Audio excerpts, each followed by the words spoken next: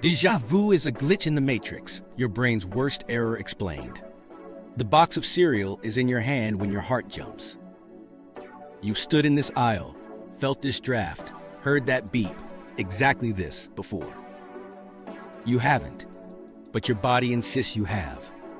For a breath, the world doubles. You hesitate. Do you trust the feeling or ignore it? Déjà vu is that spike of familiarity without a real memory attached.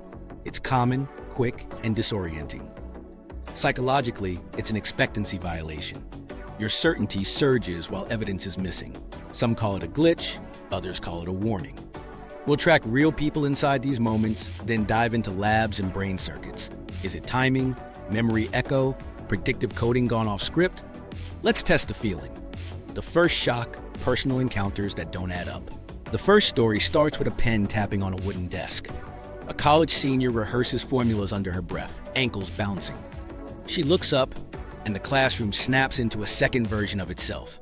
The window glare, the professor's throat clear, the blank space on the board. She knows it all, but for what? Her palms dampen. The feeling says, you did this already, and what came next was trouble. She freezes on the first question and burns a minute fighting a ghost. 3 neighborhoods away, a paramedic steps out of an ambulance into the mid-morning chill. The address could be any row house on the block, but the stairwell smell and the muffled TV leak a certainty. I've climbed these steps for this person before. He hasn't. He glances at his partner. They run the standard checks, but his stomach insists the airway will crash at minute 4. He starts prepping early, then second guesses himself. Is he anticipating or inventing? A beat too long passes while he decides which reality owns the next move. Meanwhile, on final approach, a regional airline captain lines up the runway. Cloud ceilings low, crosswind mild. The cockpit chatter is calm, scripted, but when the runway lights appear, a pressure presses behind his eyes. He's seen this exact light pattern from this exact altitude, with a subtle drift to the left that didn't end well. He feels the urge to correct before the instruments say so. Hands hover. The first officer reads the checklist. Procedure says trust instruments. The feeling says don't wait. These moments come fast, then fade, leaving a residue. Doubt. What if the feeling knows something? What if it's a trap? In high-stakes jobs, that friction matters. A student can sacrifice a minute. A medic or pilot can't. This is where déjà vu starts to matter beyond cocktail stories, when it tugs against training. Here's what people report when you listen closely and long enough. Episodes cluster.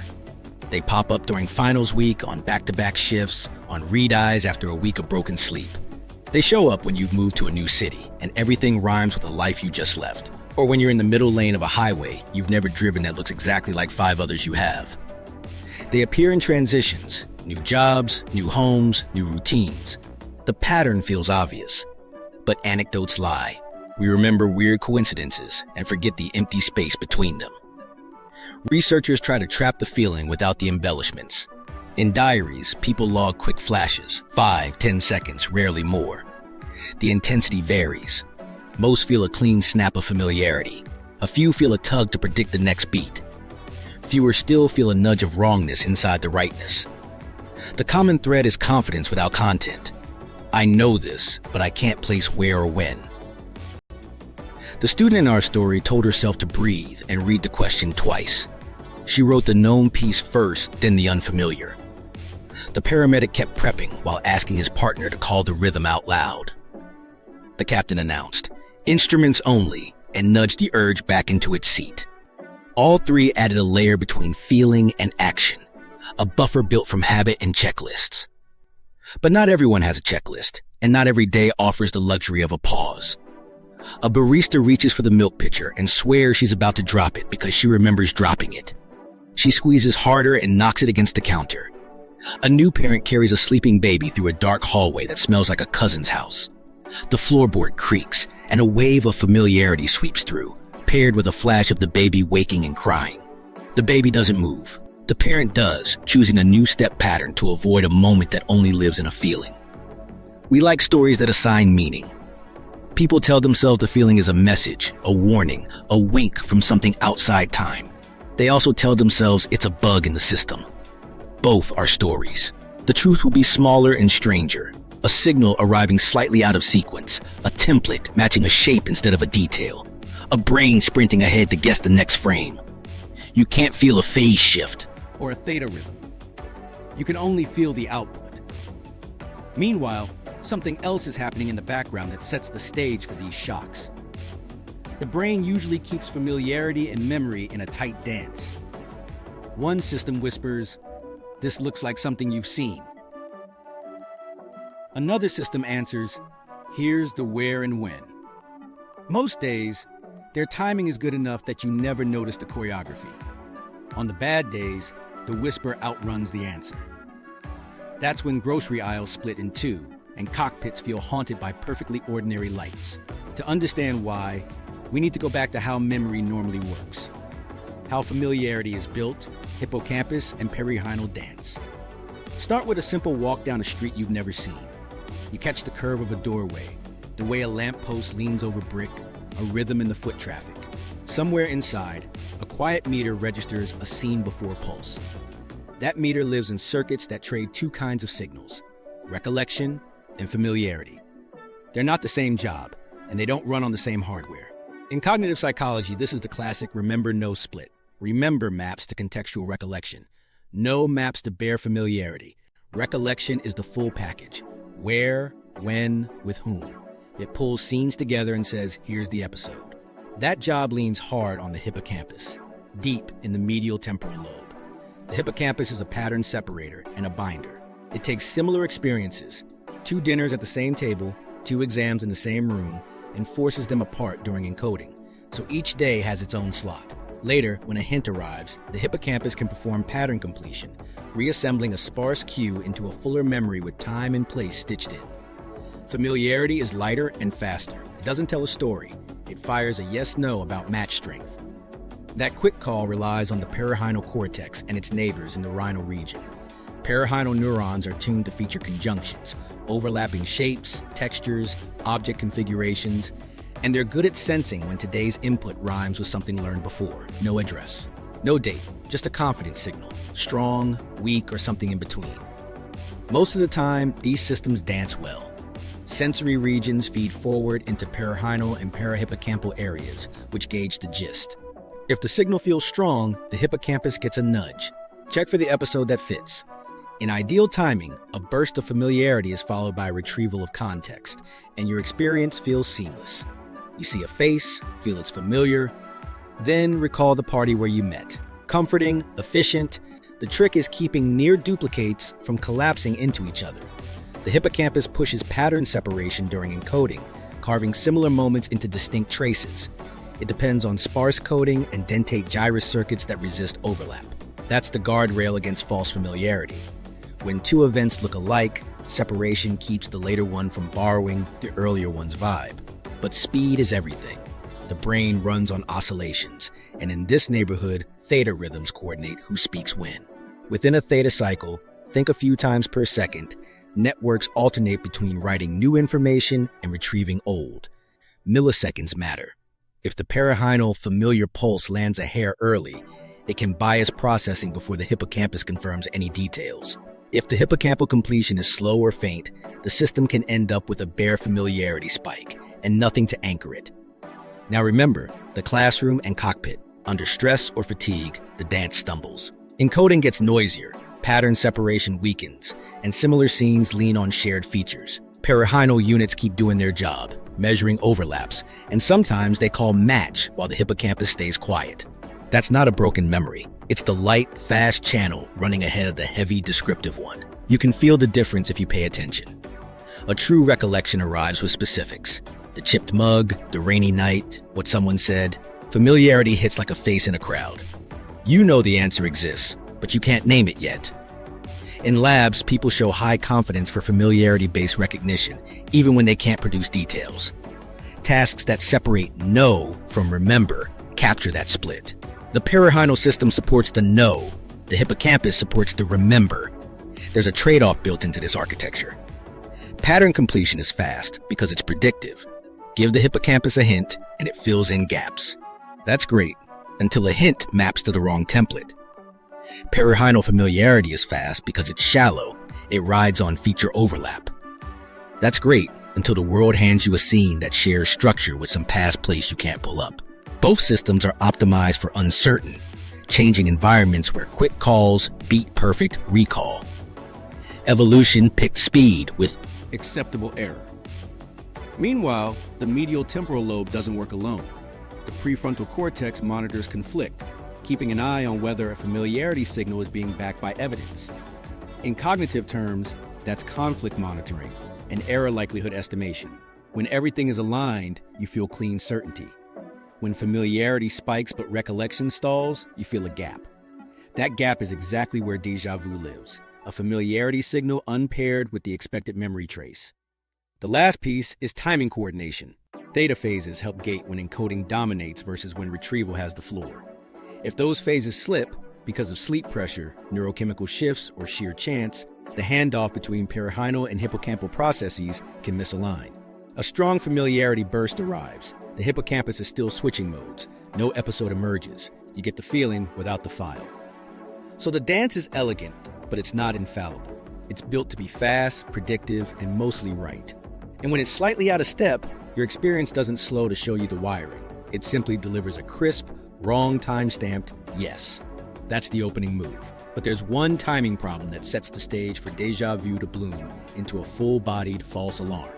The timing error theory, a brain out of sync. Here's where the choreography slips. Think of two couriers carrying messages across the same city. One is fast with a stamped card that says familiar. The other lugs a folder of context. Most days, they arrive together. On some days, the card hits your desk first. You get the verdict before you get the evidence. That's déjà vu, a yes signal outpacing the story. The dual processing lag idea starts with how perception and recognition run on partially separate channels. Visual input races from your eyes through ventral streams to perirhinal regions that can deliver a rapid, scalar sense of match strength. The hippocampus, tasked with retrieving the where and when, needs a clean cue and a precise phase to complete a pattern. If those phases drift, sequence flips. The subjective result isn't, I remember. It's, I should remember, felt as a wave of certainty. Split-second delay sounds small, but in brain time, a few tens of milliseconds can decide which system biases the rest. During a theta cycle, networks toggle between encoding mode and retrieval mode.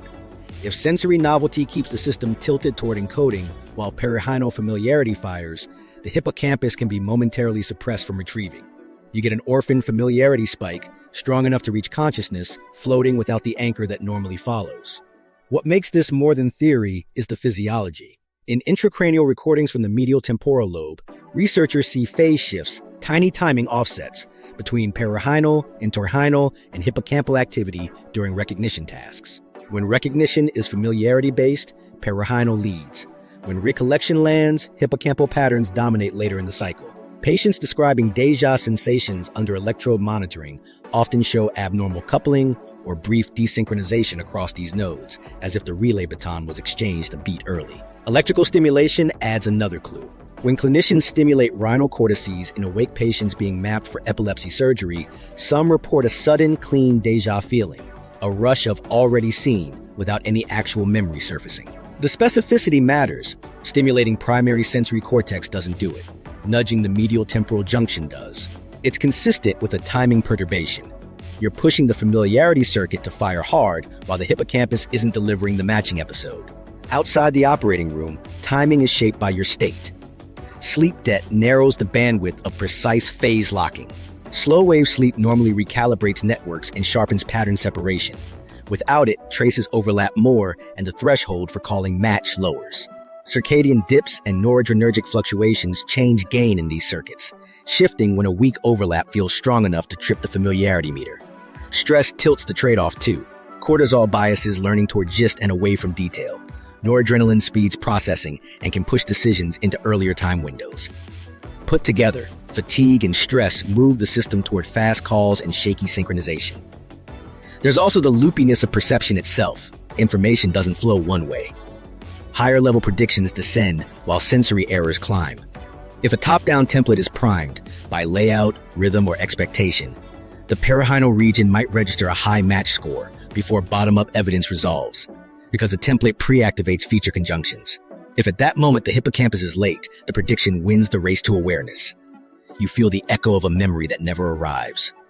People sometimes report a tug to guess the next moment during déjà vu, an urge to prove that they know what's coming. That urge makes sense in this model. Prediction machinery is humming. A strong match signal implies a good template. The missing episode makes the brain hungry to complete the pattern. But without the hippocampal context, guesses are just that, guesses dressed in confidence.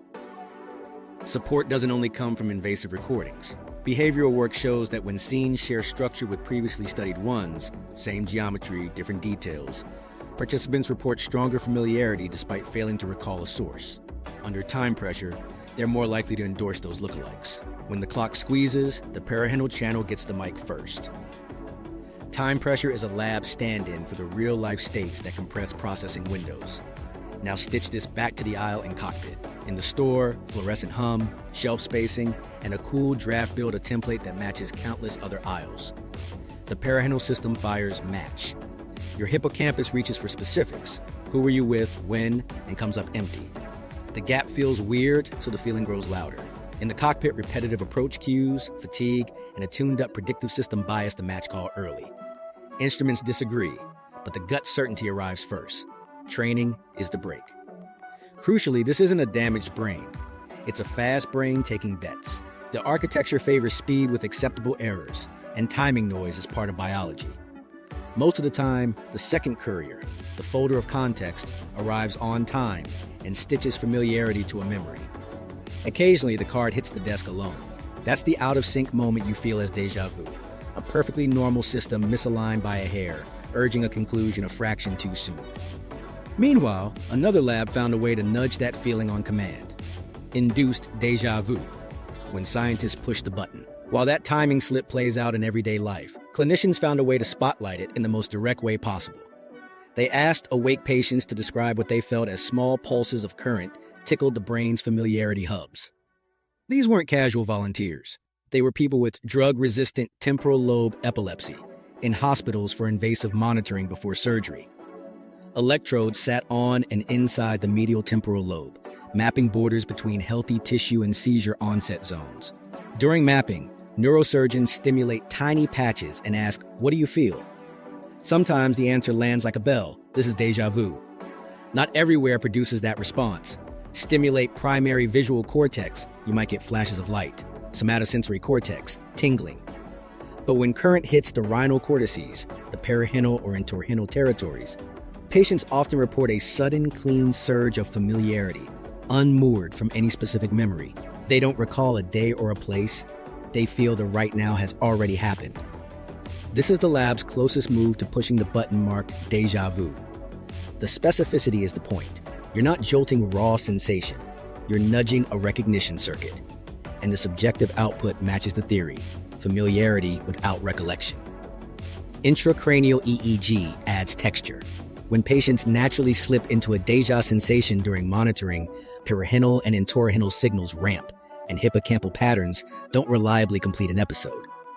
Coupling between these nodes looks altered for a beat. Phase relationships stretch or shift. It's the choreography problem, caught in the act. In some recordings, induced or spontaneous, déjà coincides with high-frequency activity in rhinal sites that predict recognition judgments. The brain seems to vote familiar loudly, while the system that supplies a source vote keeps quiet. Now step from the operating room to controlled experiments with healthy people. You can't put electrodes in their perirhinal cortex, but you can play with what that area cares about: feature conjunctions and structural similarity. Cognitive psychologist Anne Cleary and colleagues built paradigms that exploit Gestalt familiarity. Here's the move. First, show participants a set of scenes, mazes, or layouts. Later, show new scenes that are different in details but share the same geometry or arrangement. The corridors turn at the same spots. The objects follow the same triangle. People often report a déjà-like feeling, intense familiarity without being able to recall why. They're more likely to say, "I've seen this," and even feel they can predict the next turn, yet they fail source memory tests. Virtual reality pushes this further. In VR, you can guide someone through a house with a certain backbone. Hallway, left turn, alcove. Then later place them in a different looking house that follows the same backbone. Many feel the clip of déjà, sometimes accompanied by that itch to pre-guess the next room. Critically, they can't name the prior house or provide details. The structure, not the surface, is doing the work. That aligns with a perirhinal-driven match on configuration, with the hippocampus failing to fetch an episode. Behavioral measures back up the feeling. When under time pressure, participants endorse structurally similar lures at higher rates and with higher confidence than dissimilar lures. Give them more time and some shift from know to remember, retrieving context and rejecting the lure. Squeeze the clock and the quick familiarity channel wins more often. Dial the clock back and recollection can catch up. That's the timing model acting in performance. There are limits and ethics. Not every electrical stimulation evokes déjà vu, even in rhinal regions, and not every déjà report during stimulation is pure. Some patients experience memory flashbacks or more complex emotions. Clinicians tread carefully because stimulation can provoke seizures or distress. Researchers don't claim they can press a universal déjà button at will. They report zones where the probability jumps, and those zones sit where theory predicts perirhinal, entorhinal, and their borders with hippocampus. And there's a caution with VR and similarity paradigms. These aren't literal duplicates of the real-world phenomenon. They're controlled cousins. The point isn't to fake the grocery aisle perfectly. It's to isolate the ingredient, structural overlap, that inflates familiarity, even when recollection fails. When that ingredient is strong, people feel the tug, and sometimes the urge to predict. When the ingredient is weak, the feeling fades. Still, put all the strands together: clinical stimulation, intracranial timing, VR layouts, and a picture resolves. If you ramp the familiarity circuit without giving the hippocampus what it needs to bind or retrieve, you get the essence of déjà vu, a present moment stamped with a misplaced already. If you also prime a template, people lean into guessing the next beat. It's not magic. It's a system that can be biased on purpose to reveal its shortcut. This brings us to a practical question. If scientists can inflate the feeling, what stops us from acting on it? In daily life, something stands between a strong gut signal and a rash move. There's a break up front that says, I know I don't know. Reality checking in real time, the frontopolar break. According to people who've been there, the clean déjà snap is often followed by a second sensation, a mental hand on the shoulder. That's the front of your brain, prefrontal cortex, running a quick audit. This is metacognition in action. You assess your own knowledge state. It's not trying to erase the feeling. It's asking a simpler question. Does anything concrete back this up? When the answer is no, a subtle break engages. You feel familiar, but you also feel, I don't actually know. The frontopolar region, the far tip of the prefrontal cortex, specializes in holding two models at once: what your gut says and what the facts say. It monitors conflict, tracks uncertainty, and routes behavior toward goals that survive scrutiny. In recognition tasks, when people endorse an item as familiar but can't recall a source, prefrontal areas ramp. They're policing the mismatch. In real life, that policing shows up as tiny behaviors: rereading a label, asking for a readback, glancing at a clock. Bring back our paramedic. He feels the stairwell is a repeat, complete with a crash at minute 4. The break doesn't argue with the feeling. It inserts a check. Call out the rhythm, verify the airway, timestamp the steps. This is metacognition, the I know that I don't know signal, overriding the seduction of certainty. The cockpit version is the same. Instruments only isn't an insult to intuition. It's a prefrontal policy that wins when internal evidence is thin. In labs, you can see the conflict in behavior. Forced choice recognition tasks push people to pick which of two items was studied. On trials where familiarity is strong but recollection is absent, participants often choose confidently, then admit they can't provide any details. If you ask them to slow down and justify the choice, accuracy improves. That's a speed. Accuracy trade-off mediated by control. Time is the prefrontal ally. It gives the hippocampus a chance to contribute and gives control systems a chance to weigh the cost of being wrong. Confidence isn't the villain here. Misplaced confidence is. The frontal system maintains a running ledger of confidence sources. Was that feeling supported by sensory specifics, or did it show up alone? The ledger determines how much weight the feeling gets in action. In EEG and fMRI studies, higher frontal engagement during uncertain recognition predicts more conservative responses, fewer false alarms. That's the break doing its job, guarding the threshold for committing to I know. Aging shifts the balance. As frontal control wanes and hippocampal function changes, people become more susceptible to strong familiarity untempered by detail. They endorse lures more often. The feeling gets louder relative to the check. Certain conditions, frontal lobe injury, neurodegenerative disease, even acute sleep loss, move the needle the same way. The system that says, "Hold on, show me proof," loses volume. You don't need a diagnosis to notice this in daily life. After a poor night's sleep, you'll accept the first plausible answer more readily and skip the second look. There's a practical takeaway that shows up across professions. Build external brakes that trigger when your internal brake might fail. Checklists, readbacks, two-person verification, these aren't bureaucratic. They're scaffolding for a brain that vets fast. The best versions are short and frictionless, designed for use under pressure.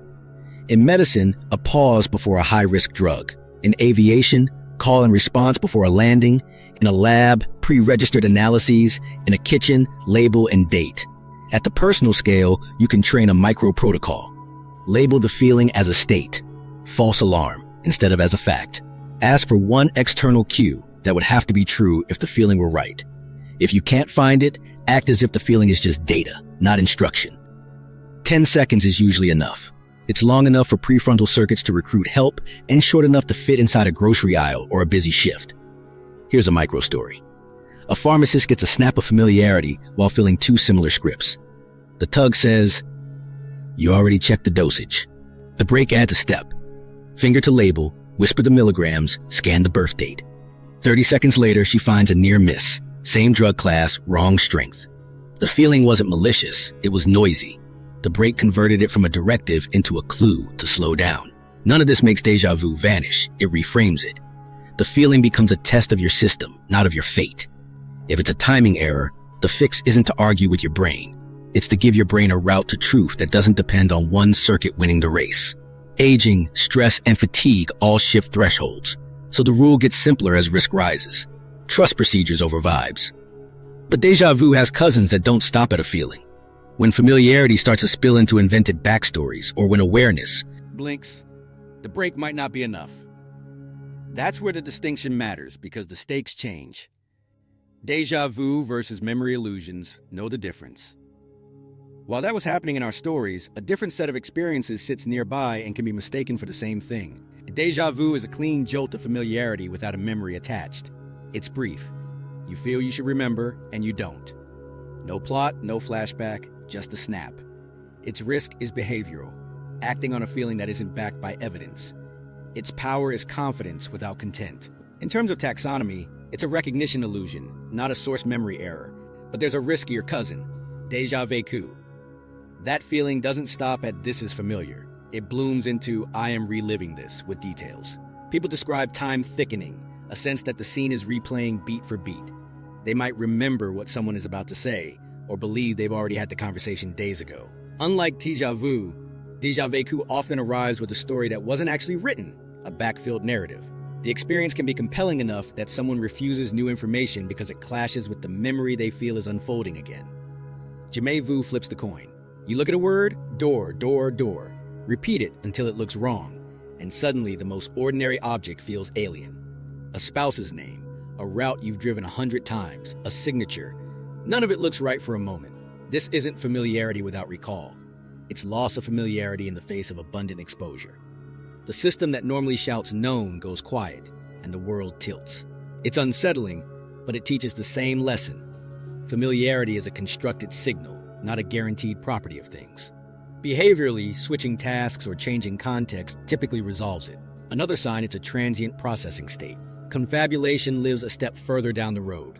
When the brain supplies missing segments of memory with invented material, the result can feel smooth and true to the person telling it. In paramnesia, fragments of real experiences are stitched into wrong contexts. A hallway from one hospital becomes the hallway in a different city. A dinner with one friend migrates into a scene with another. The person isn't lying. The construction system is doing what it always does, filling gaps, only now it's untethered. The story is delivered with ease, and ease feels like truth. A quick field cue, confabulated accounts resist simple external disconfirmation longer than healthy déjà reports do. Epileptic auras complicate the picture. In temporal lobe epilepsy, a déjà sensation can be the opening note of a seizure. The feeling can be more intense, more prolonged, sometimes carried by emotion, fear, elation, dread. There might be an olfactory aura, a metallic taste, a rising epigastric sensation. Awareness can narrow, time can stretch. What starts as an already seen can spill into an altered state that the person rides until the seizure breaks or awareness drops. Afterward, there's often a gap, a blank where the event should be. So how do you tell which is which in the field? Déjà vu in healthy people is brief, seconds, maybe a handful more. It doesn't hijack behavior for long. You can label it, breathe, check, and it moves on. Déjà vécu lasts longer, often carries memory content that can't be verified, and may repeat in clusters that feel intrusive. Jamais vu is the oddness of the familiar going strange, often triggered by repetition or fatigue, and it usually resolves when you switch tasks or contexts. Confabulation shows up as confident stories that crumble under simple facts, yet the teller maintains confidence. Temporal lobe auras bring red flags, increased frequency, episodes that get longer, changes in awareness, post-event confusion, physical signs like lip smacking, hand automatisms, or a blank stare. Here's a micro story to anchor this. A graduate student experiences déjà vu twice a month during a stressful semester, 10-second snaps in hallways and elevators. He labels it, carries on, and the frequency drops when finals end. A year later, his friend starts having daily déjà vu that lasts a minute, comes with a wave of nausea and a burnt rubber smell, and leaves her foggy. She sees a neurologist. The EEG shows temporal lobe spikes. Same headline word, completely different stakes. When to seek medical care. If the episodes are frequent, prolonged, tied to gaps in memory, or coupled with changes in awareness or automatic movements, get evaluated. If the feeling comes with strong emotions out of the blue, especially dread or sensory auras like odd smells or tastes, don't wait. If loved ones notice you checking out during these spells, listen. Healthy déjà vu is a glitchy tag. Pathological déjà sensations can be warnings. Knowing the difference protects you from both superstition and complacency. You don't have to mythologize a feeling to respect it. You also don't have to ignore it, to avoid giving it too much power. Label it, test it.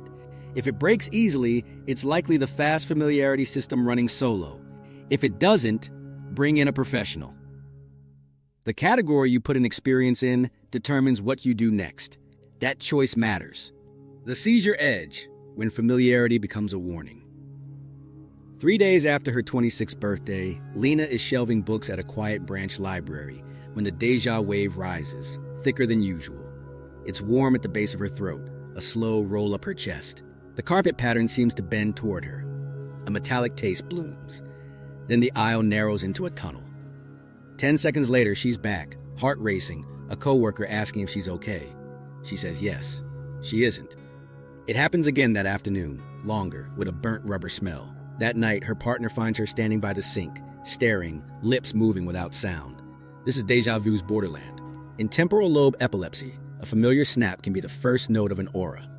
A warning that abnormal activity is spreading through circuits that handle memory and emotion. The feeling is real and intense, often braided with physical cues. The rising epigastric surge, the strange taste, a smell that isn't there, a squeeze of dread or sudden bliss.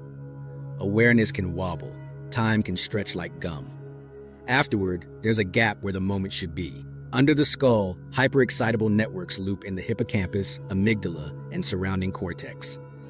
Neurons that usually encode and retrieve begin firing in bursts, recruiting neighbors. The same machinery that delivers a crisp familiarity signal in health can, under this hyperactive push, flood consciousness with an already that's louder, stickier, and more immersive. The amygdala colors it, fear in one person, euphoria in another. The hippocampus may try to complete a pattern, but the activity is path-driven, not cue-driven. The system rides itself. Patients describe the onset with striking consistency, like a memory trying to happen. Like, I'm in a place I've been, but I know I haven't. Like the scene folds back on itself. Sometimes they can sit through it, breathing, able to speak. Sometimes words drop, hands fidget, picket close, eyes fix. The episode crests into a focal impaired awareness seizure. Brief arrest, automatisms, a slow return. Confusion follows, a headache, and exhaustion that feels out of proportion to a minute-long event. Diagnosis starts with stories and moves to tests. Neurologists listen for patterns, the frequency, the sensory auras, the emotions, and look for witnesses who've seen the blankness. EEG can capture interictal spikes from the temporal lobe, and with luck, a recording during an event shows rhythmic activity that nails the zone. MRI may spot a scar, hippocampal sclerosis, or a subtle malformation. When medication fails and surgery is on the table, invasive electrodes map the storm's path millimeter by millimeter, the same context that taught us so much about familiarity in the first place. Treatment is a negotiation with risk. Anti-epileptic drugs lower excitability, raising the threshold for that runaway loop to form. Some people go months or years without another aura. Others trade frequency for side effects, fatigue, fog, mood shifts. For a subset, resection or ablation of the seizure focus is an option. Surgeons use stimulation and recordings to spare critical memory tissue while removing the core that ignites. Post-op, some lose the auras and the seizures. Some trade them for rarer, quieter episodes. Cognitive rehab fills gaps. Life recalibrates. The impact spreads beyond the clinic. Driving laws often require seizure-free intervals. Lena hands over her keys for 6 months. Employers ask for predictability. She scripts explanations she didn't plan to carry in her 20s. Friends mean well but flinch at stories about smells that don't exist. Dating includes a new disclosure. Insurance paperwork multiplies. The ordinary freedoms of a morning commute or a solo hike get weighed against the risk diagram that lives in her phone. And yet, the aura can be a guardrail. For many, it's time to sit, to breathe, to ask for help before awareness narrows. They build protocols. Text a code word, move to a safe spot, set a timer to measure the fog. The déjà tag, which in healthy brains is a harmless misfire, becomes in these brains a useful forecast. It's not mystical. It's a physiological early warning that a network is shifting state. Here's the part that ties back to our earlier threads. The same regions that generate everyday familiarity, the perirhinal and entorhinal cortices, the hippocampus, the amygdala, sit on the route of these seizures. Stimulation there can evoke déjà sensations. Natural auras start there too. The difference is amplitude and spread. A healthy timing slip is a whisper. An aura is a loudspeaker that can recruit the neighborhood. Lena's story bends toward a new normal. Levetiracetam quiets the storms, but brings irritability. She switches to lamotrigine and finds a better balance. The auras become rare. She keeps a journal, noting sleep, stress, and missed meals. She tells coworkers what to do if she stares, and they nod without fear. Months later, she walks past the sink at night, feels a tiny lift at her throat, and sits down. It passes. She goes to bed. Outside of pathology, there's another saboteur at work in all of us. The shortcuts our brains use to predict the world. The brain's compression algorithm, predictive coding and priors. Outside the seizure ward, the same machinery runs a quieter trick. Compression. Your brain doesn't stream every pixel. It predicts, then checks. Think of it like a news editor with a strong template for Tuesdays. If the scene matches the template closely enough, the editor greenlights it with minimal review. That's predictive coding. Top-down expectations, priors, meet bottom-up input. The difference between them, the error, updates the model. When error is small, the model stays in charge. Familiarity is one output of that pipeline. When incoming patterns align with the stored template, perirhinal circuits signal match. The hippocampus tries to supply a source if asked, but the brain's goal isn't to tell a perfect story every time, it's to conserve energy and act fast. That means compressing detail into gist whenever it can. Gist is durable. It's the shape of a hallway, the rhythm of a conversation, the way light sits in a certain kind of room. It travels well across days and places. Here's where déjà vu sneaks in. If a new scene's gist lines up with a strong prior, same geometry, familiar cadence, top-down predictions partially pre-activate features before sensory evidence completes them. The perirhinal system reads that pre-activation as a high match score. If the hippocampus fails to retrieve a specific episode, you feel the odd combination, a strong template match with no address. That's déjà vu reframed as a predictive success attached to a memory failure. Hierarchies matter. At higher levels, priors are abstract. Schemas about airport, hotel lobby, suburban street, they simplify life. You don't reconstruct every airport, you use the template and look for deviations. Gate numbers, signage color, a sculpture you haven't seen. In most cases, the template plus a few details is enough. But when a fresh airport borrows the skeleton of another you can't recall, the template shouts while the details whisper. The shout reaches awareness first. What nobody knew in the moment is how many cues stack to tilt the match. Layout grabs one slice. Repeated odors add another. Olfactory pathways shortcut to limbic areas tied to memory and emotion, amplifying familiarity signals. Soundscapes layer in, beeps at a register, a song genre in a cafe, the thump of suitcases. Even temporal rhythms, how often a door opens, the pace of footsteps, nudge priors into place. The more channels agree on gist, the stronger the match, even if every surface detail is new. Meanwhile, the compression algorithm favors gist under load. Stress nudges the system toward coarse coding. Capture the main structure, let details fall away. That's adaptive in chaos. You don't need to catalog every edge to avoid a fast-moving hazard. It's also risky where fine distinctions matter. A drug vial with a near-identical label can slip past a gist-biased scan. A nearly symmetric intersection can feel like one you navigated last week, even if the traffic rules differ. Here's a micro-story. A traveler steps into a boutique hotel in a city she's never visited. The lobby has a long rug, 2 armchairs, a plant at the far corner, light falling from a skylight. She feels a bright jolt of recognition and a pull to turn left because that's where the elevators are. She turns right and finds them there instead. The template was solid, the details were new. The feeling insisted. The world didn't. Environmental repeats compound the effect. Chain stores deploy standardized layouts. Milk in the back, impulse buys by the register, aisles at familiar widths. Media reuse staging too. Shot compositions, pacing, music cues. Travel strings, similar spaces together. Airports, ride shares, lobbies, conference rooms. Your priors get reinforced, sharpened for speed, less tolerant of novelty. That makes life smoother and déjà vu more likely when a new place borrows an old backbone. Now connect this to timing. Predictive coding relies on quick top-down deployment. The brain casts a net of expectations milliseconds before sensory input fully resolves. If that net is strong and the hippocampus doesn't provide a matching episode in time, the prior holds the floor. You experience a present moment through a lens built from other moments, and it feels like you've been here. You haven't. Your model has. There's a practical edge here.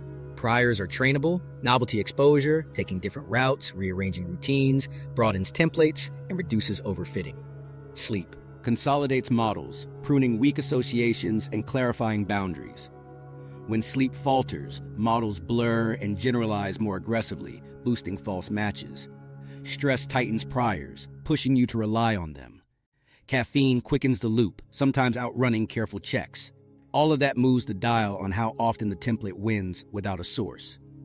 Here's where it gets useful rather than mystical. When déjà vu hits, you can treat it as a flag from the compression engine. Strong template match, missing source. That's not a bug to fear, it's a state to manage. You can widen the error signal by seeking disconfirming details. Look for the one feature that shouldn't be there if this were truly the same. If you find it, the prior loosens. The feeling fades. If you don't, you still act on external evidence, not the glow of a model doing its best guesswork. And when the system is tired, the error bars widen. Priors get heavier, the net drops sooner. That's the moment to lean on the brakes you built. Labels, pauses, checklists, and let detail catch up to gist. Sleep, stress, and glitches. Physiology of a false alarm. 3 nights into a deadline sprint, the aisle snap hits harder. That's not supernatural. That's physiology running low on calibration. Sleep isn't just rest. It's when memory circuits retune their timing and clean up overlaps. Without it, the lines blur, and the fast familiarity system wins arguments. It shouldn't. Psychologically, fatigue lowers monitoring, inflates subjective confidence variance, and tightens reliance on heuristics. During deep sleep, hippocampal replay runs like a quiet night shift. Neurons that fired together during the day fire again in compressed bursts. Sharp wave ripples, while slow oscillations from the cortex and spindles from the thalamus set the tempo. This trio does 2 jobs. It strengthens the traces you'll want tomorrow, and, just as important, separates near duplicates so they don't collapse into each other. That's pattern separation maintenance. Wake up short on slow wave sleep, and the boundary work is incomplete. 2 scenes that should live apart lean closer. Later, a new hallway looks more like an old one than it should. Timing also gets rusty. Those sleep-driven oscillations tune the phase relationships that let perirhinal familiarity and hippocampal recollection take turns. Cut sleep, and phase locking loosens. Signals that should arrive together drift. The system still makes calls, it has to, but the odds of a misordered verdict rise. A strong match signal can hit consciousness while the episode system fumbles for context, and you feel the gap as déjà vu. Stress piles on by shifting the chemistry. Cortisol, rising with pressure. Biases learning toward gist and away from detail. That's useful in a crisis. Grab the big picture, move, but it downgrades the exact features that later keep similar scenes apart. Noradrenaline, released with arousal, sharpens signals and speeds decisions. Good for reaction time, risky for nuance. Together, they nudge thresholds. Weaker overlaps feel stronger, faster calls feel safer, and the brain has to work harder to slow things down. At the level of experience, this shows up as heightened interoception, stronger body signals, misattributed as certainty about the outside world. Now add the everyday accelerants. Caffeine boosts alertness by blocking adenosine, which normally signals sleep pressure.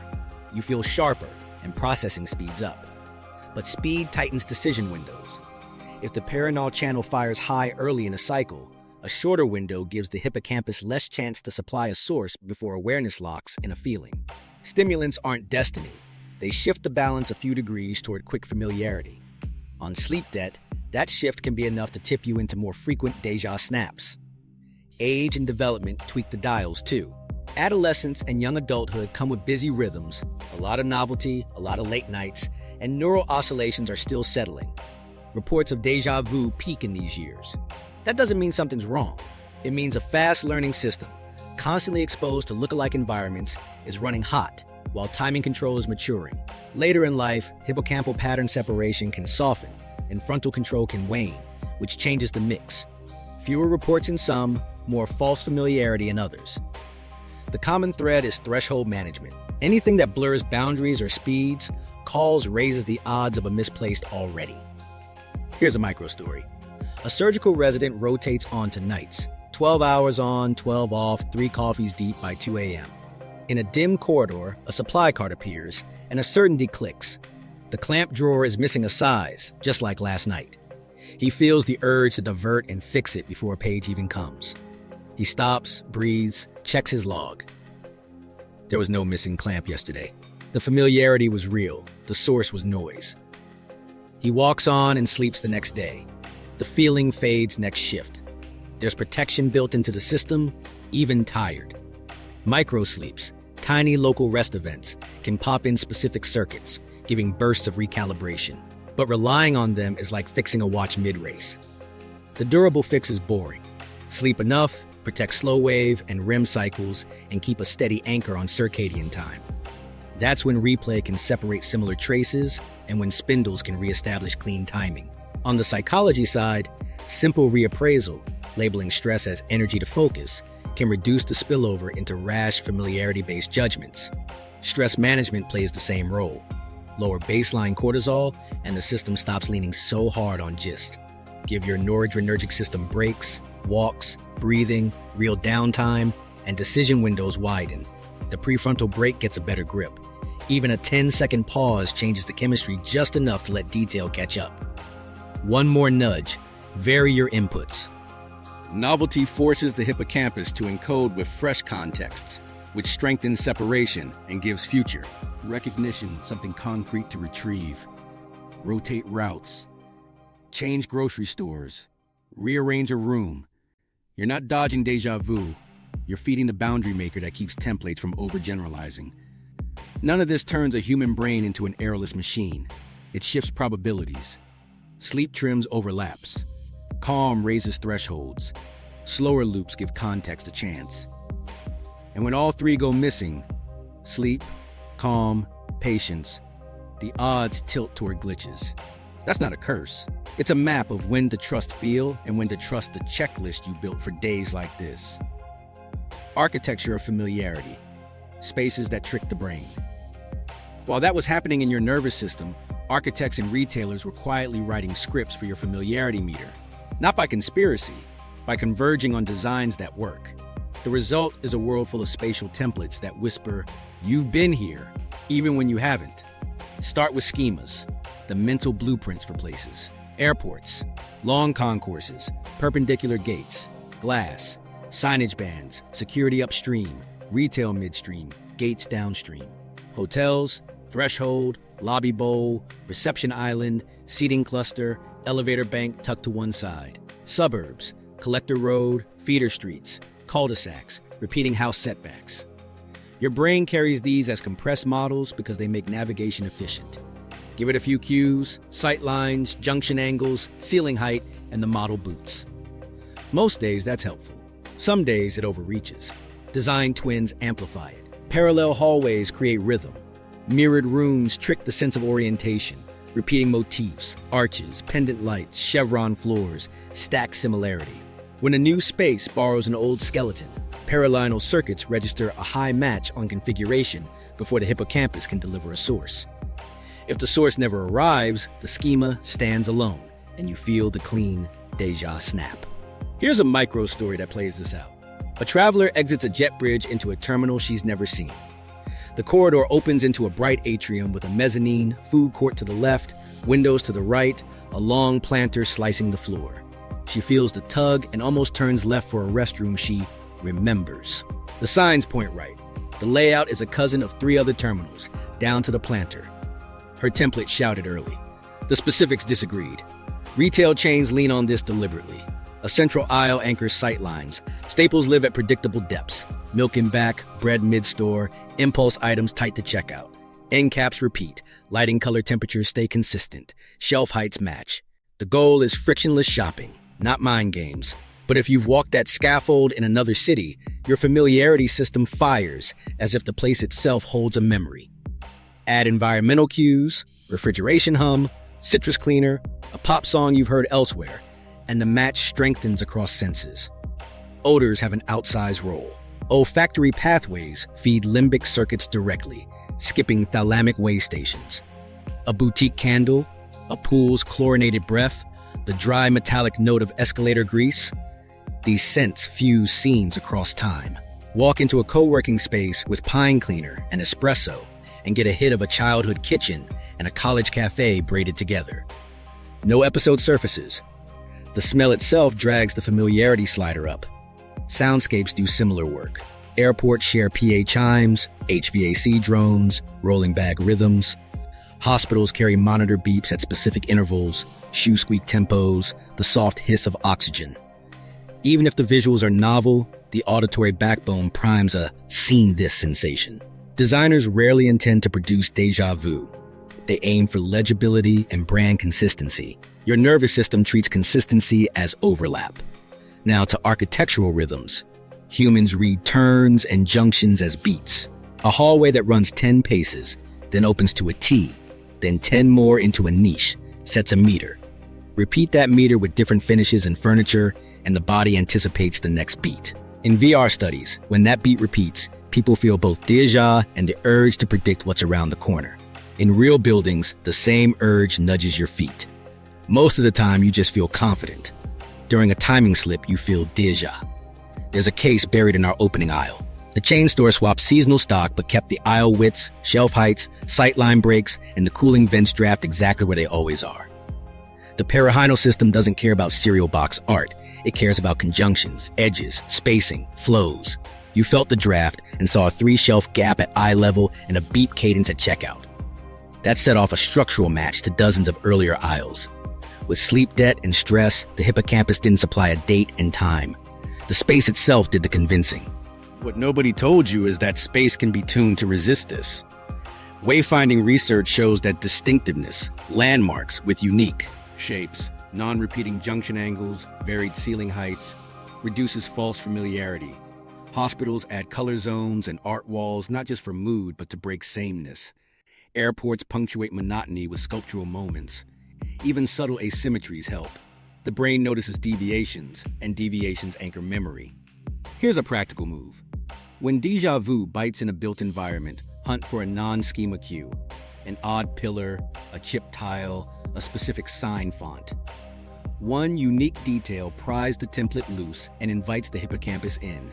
If you're designing spaces, sprinkle anchors, small differences at decision points, so users encode episodes instead of drifting on gist. If you're just passing through, vary routes when you can. Give your memory fresh turns to hang on to. Smells, sounds, light, geometry, these compose the architecture of familiarity. When they rhyme with your stored patterns, your brain votes already. Most days, that vote is quiet and useful. On the tired days, it's loud and wrong time-stamped. And that's where the stakes creep in. Because some spaces aren't just familiar. They're where choices carry weight. The crisis, decisions under illusory certainty. Everything we've built so far leads to this moment. The feeling arrives first, the facts lag, and a decision won't wait. The illusion isn't random. It's a well-rehearsed circuit, misfiring at the edge of its speed. What matters is whether the next action leans on procedure or on the glow of, I know. Socially confident tones spread. Confidence contagion. So teams need shared phrases that slow everyone, not just the person feeling the tug. Unknown to the student, the exam has a trap. Two problems look structurally identical. Only one swaps a sign that flips the answer. Familiarity tugs her hand toward the solution she remembers. She pauses, labels it, and runs the checklist she practiced. Restate the question, identify givens, write units first. The urge softens. She catches the sign. The feeling wanted speed. The checklist gave time back to details. While that was happening in the classroom, our paramedic hits minute 3. The airway looks fine. His gut says minute 4 will crash, but the monitor disagrees. He calls the rhythm out loud, sinus stable, then assigns roles. You bag, I prep, but we don't intubate unless SATs drop below 90. The partner repeats it. The shared script beats the solo certainty. Minute 4 arrives without drama. The patient never desaturates. Later, he writes a note to himself, feeling the forecast. Across town, the captain sees the drift he remembers. Instruments don't confirm. He hears his own voice from training. Trust the needles. He says localizer alive, glide slope captured, instruments only, and keeps his hands still. The first officer stays in the loop, calling deviations. They land clean. On the taxi, the captain admits the Déjà snap. The FO nods and points to the altimeter. This saved us. A private feeling meets a shared artifact. Policy wins. This was the moment everything changed in our aisle too. You, with sleep debt and a pulsing sense that you've knocked that milk before, grip harder and nearly make it happen. The fix is dull and reliable. Loosen your hand, widen your stance, move slower than the feeling. 10 seconds of intentional motion give the hippocampus room to weigh in and give your motor system a chance to ignore the ghost. Error chains love confidence. In hospitals, a mislabeled vial can cascade when one person's "I've done this 100 times" turns into 2 people skipping the readback. In cockpits, a familiar runway layout can nudge a crew to compress checklists. In labs, an expected result can bias stop points in analysis. The common thread is a template taking over, supported by strong familiarity, unchallenged by external checks. When the template is right, it saves time. When it's wrong, it builds momentum. Safety buffers exist because humans are fast and fallible. Checklists slow the slope. Cross-checks insert second eyes. Sterile cockpit rules strip distractions. Color-coded labels break similarity, forcing functions make the wrong action physically harder. None of these remove judgment. They buy windows for details to arrive. They protect against days when gut certainty is loud. Bring back our earlier micro-stories for payoff. The student from Section 1 faces the twin formula trap. Her pen hovers, déjà tugging. She whispers her micro-protocol. State, units, direction, and watches a wrong-seeming exponent turn right. The paramedic in the row house lets minute 4 pass without acting on a phantom, then acts fast when data moves. The captain reads the needles, not the lights, and later files a confidential safety report about the urge to intervene early. 3 people choose procedure when the feeling offers a shortcut. But the crisis isn't always clinical. A pharmacist hears the inner already checked, then runs the label with a finger and a whisper and catches the near miss. A coder recognizes a bug pattern and reaches for a fix that would take the site down. His commit protocol forces tests first, and the wrong fix dies quietly. A parent in a kitchen remembers the pot is off. A habit loop has them touch the knob anyway. The knob is hot. The habit, not the feeling, prevented a fire. Here's where it gets tricky. Illusory certainty feels pro-social. You sound confident, others relax, the room speeds up. That's why teams design friction into critical steps. They normalize saying, hold on, and make it cheap to ask, what's our evidence? They use short phrases that don't insult instincts. Pause, point. Time out, 2 to confirm. Culture is the extension of the prefrontal brake into a room full of fast brains. Habits beat willpower. Repeated team scripts become automatic under stress. There's also the flip side, overcorrecting into paralysis. Not every déjà tug means danger. The goal isn't to distrust all intuition. It's to tag this specific flavor, familiarity without content, and route it through verification. Simple rules help. If the cost of delay is low, pause. If the cost is high, act on hard cues, not internal glow. If there's a checklist, run it. If you can ask. One detail proves crucial later. People who plan for the feeling do better when it arrives. They pre-commit to steps, write tiny scripts, and teach colleagues the words to say back. They turn a private quirk into a shared practice. When the déjà wave rises, they don't debate metaphysics. They execute a boring move that keeps airplanes level, meds accurate, code stable, and milk on the counter. How people cope. Practical tactics and mindset. From the aisle to the cockpit, the pattern holds. The feeling arrives fast. The fix arrives from habits you build when you're calm. Start with the simplest move people use when the déjà snap hits. Name it. A quiet internal tag, false alarm. That label doesn't erase the sensation. It reframes it as a state, not a signal to act. The second move rides right after. Slow the loop, 10 seconds. Long enough for details to catch up, short enough to fit inside a busy minute. This is an implementation intention. If déjà hits, then I pause and verify. Those 10 seconds aren't dead time, they're structured. People who deal with high-stakes déjà moments rehearse a tiny checklist. Eyes to external cues, hands to the confirm step, voice to a short prompt. In medicine, it's a readback. Epinephrine, 1 milligram IV, confirm. In aviation, altitude, heading, airspeed, cross-check. In a store, list, label, lane. Saying it out loud engages the prefrontal brake and recruits teammates. The feeling stays private. The behavior becomes shared. Verification is the backbone. One external fact that would have to be true if the feeling were right. If you know you turned off the stove, touch the knob. If you remember seeing that vial before, match the name and dose with a finger on the label. If you recognize a problem set, restate the question in your own words and write the units. The act of testing reroutes attention from the glow of familiarity to concrete signals your hippocampus can anchor. Often, that's enough for the feeling to drain without a fight. Here's a micro story. A tired editor swears she's already cut this paragraph. The urge is to skip. She tags it, false alarm, then searches the doc for the unique phrase that would prove it. No hits. 10 seconds burned. An error avoided. The feeling had weight. The proof didn't exist. She moves on, a little less convinced by the next flash of already. People build personal countermeasures like athletes build routines. A pharmacist traces every label with a finger and a whisper regardless of mood. A coder writes tests before fixes to block confident misreads. A pilot keeps a pen poised over the checklist, so the hand has a job when the mind wants a shortcut. These rituals aren't superstition, they're friction applied. At the point where familiarity tries to substitute for evidence, mindset matters. Treat déjà vu like weather. Common, variable, not a moral failing. The goal isn't to suppress it, it's to carry it lightly. Curiosity helps. What's the cue? Turns the moment into a small search instead of a struggle. Was it the smell, the rhythm, the layout? Finding the ingredient often breaks the spell and teaches your model something new. It also gives you language to explain it to others without drama. I get these quick familiarity flares. I pause, then verify. Framing shifts like this reduce threat appraisal and calm the body, which lowers false certainty. Sleep and stress routines do invisible prevention. Protect deep sleep and REM, and you protect pattern separation and timing. People who track their episodes often find they cluster after travel, deadlines, or nights cut short. Seeing that pattern removes mystery and adds agency. A journal doesn't have to be elaborate. Date, time, duration, context, state. After a month, triggers stand out. Fluorescent lit spaces, chain layouts, certain songs, late afternoons. With that map, you can choose when to rely more on external checks. Novelty exposure is another lever. Take a different hallway, shop at a different branch, sit on the other side of a meeting room.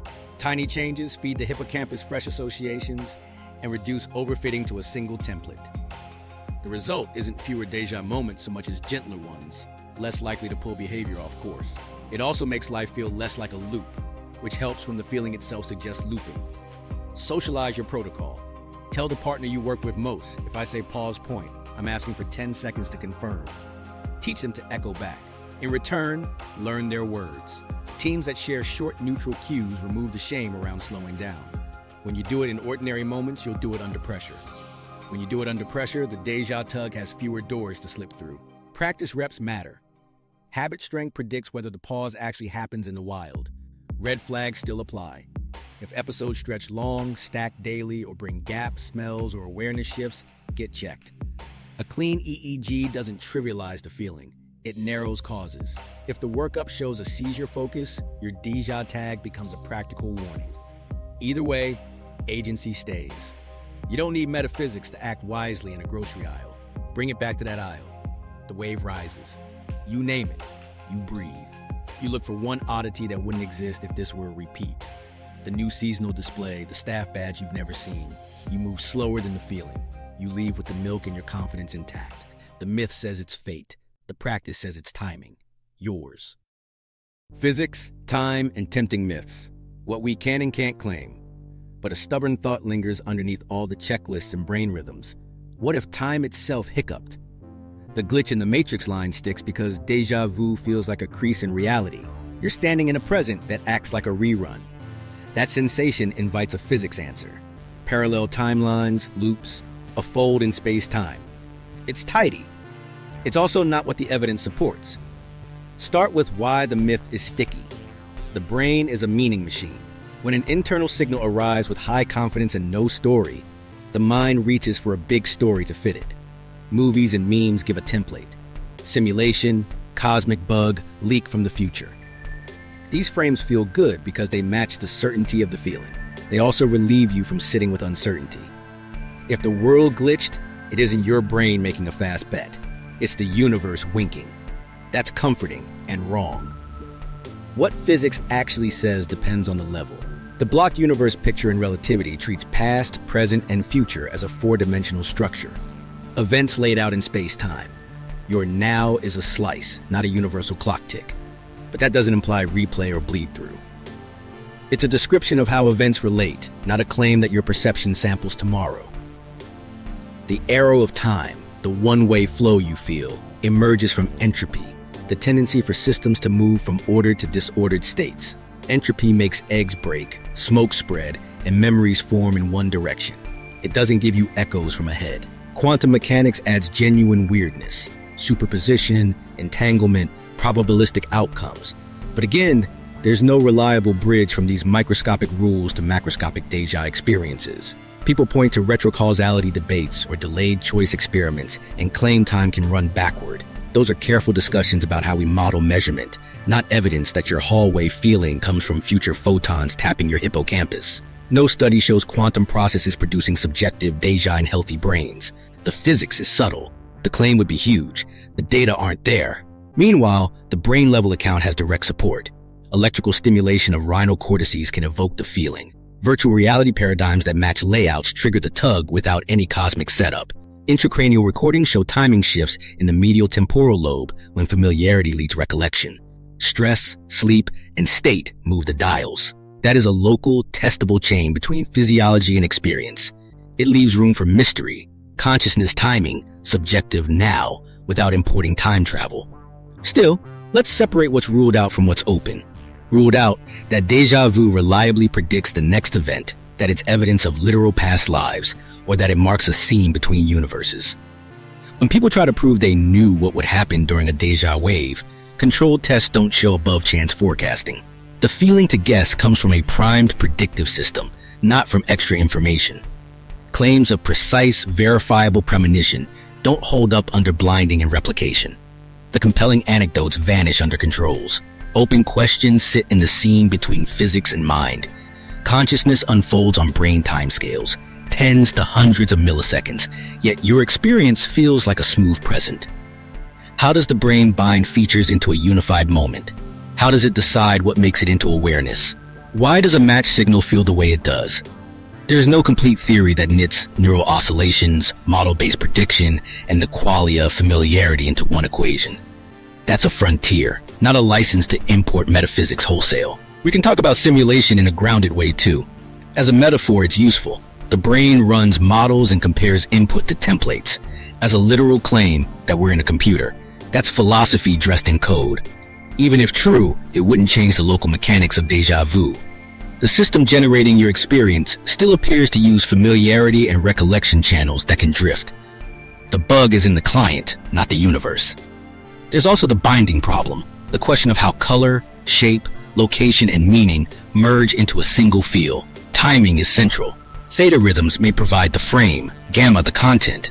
Déjà vu could be an artifact of binding without source, a packet of "this fits" hitting consciousness ahead of the tag that says when and where. That keeps the conversation inside biology, while acknowledging we don't yet map experience one-to-one onto spikes. So here's a cleaner story that respects the awe without bending facts. Déjà vu feels like a temporal fold, because the brain's prediction engine and its memory engine fall out of step. A strong model claims the moment. A missing episode fails to back it. The result is a present stamp with an old label. Physics gives us a world where time has structure and direction. Neuroscience shows us a system that compresses, predicts, and sometimes mislabels that world. The myth is tempting because it's simple. The truth is better because it's usable. The hidden benefit: familiarity as a safety feature. Here's the twist that makes the whole story less ominous and more useful. The fast familiarity system you've been side-eyeing is mostly on your side. It isn't built to spook you. It's built to keep you alive in a noisy world by spotting patterns before detail arrives. Déjà vu is the rare squeal of the brakes. The rest of the time, that circuit saves you time, attention, and sometimes real harm. Start with survival. Fast template matches are why a rustle in weeds feels wrong before you identify a snake. The perirhinal channel flag sees this shape-sound bundle and primes your body to step back. No episode needed. The hippocampus can fill the story later. In cities, the same speed flags the out of place. An unfamiliar person moving against the flow. A car edging too fast at an intersection that usually idles. Your eyes catch the odd rhythm. Your gut moves you out of its way. That's familiarity as early warning, not mysticism. It's also how experts work. A seasoned firefighter walks into a room and within a second senses that the ceiling heat feels wrong for the visible flame. He can't recite the full cue stack on the spot. His template library whispers flashover risk. He pulls his crew back. Later, he can break down the cues, color, flow, ceiling texture, but the save happened on the fast channel. A nurse hears a monitor pattern and glances up before numbers drift. A chess player knows a tactic is lurking and spends time where it matters. These aren't guesses. They're compressed models firing early and buying attention for what counts. Rapid familiarity also makes chaos navigable. Crowded stations, busy kitchens, emergency rooms. People survive them by leaning on schemas that route action. Put your hand out for the light where it should be. And in standardized rooms, it's there.